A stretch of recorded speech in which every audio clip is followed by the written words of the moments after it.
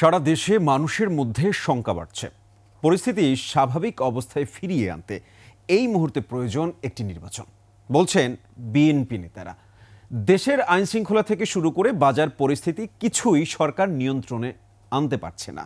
নির্বাচনের জন্য যতটুকু সংস্কার প্রয়োজন ততটুকু করে দ্রুত নির্বাচনমুখী হওয়ার তাগিদ দেন তারা। বিস্তারিত মাহিলা ইসলামের রিপোর্টে।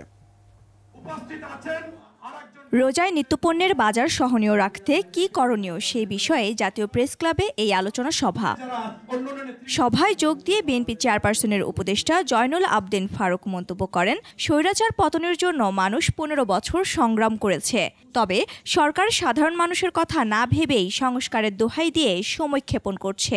1 তারিখে দিবাগত রাত্রে পবিত্র রমজান শুরু হবে, দয়া করে সিন্ডিকেটকে এখনই গ্রেফতার করুন। আবার নতুন সিন্ডিকেট হবে, আবার আপনার বদনাম শুরু করবে।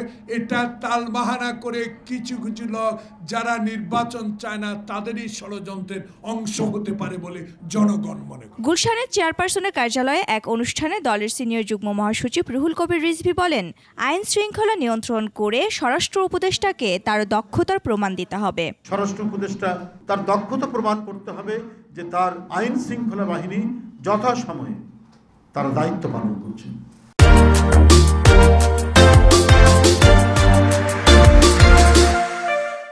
এদিকে বিকেলে দলের মহাসচিবের সাথে ফ্রান্সের রাষ্ট্রদূত ম্যারি মাস দুপুই ও রাজনৈতিক উপদেষ্টা ক্রিশ্চিয়ান বেকের সঙ্গে বৈঠক হয়। বৈঠক শেষে সাংবাদিকদের সঙ্গে কথা বলেন বিএনপির ফরেন অ্যাফেয়ার্স অ্যাডভাইজরি কমিটির সদস্য আমির খসরু মাহমুদ চৌধুরী। তিনি বলেন, সরকারকে নির্বাচনমুখী কাজ করতে হবে। আইন শৃঙ্খলা থেকে শুরু করে যে একটা ফ্লুইড অবস্থায় দেশ আছে, এখান থেকে বেরোতে হলে তো elected government with political weight লাগবে। মাহিলা ইসলাম, 21 টেলিভিশন, ঢাকা।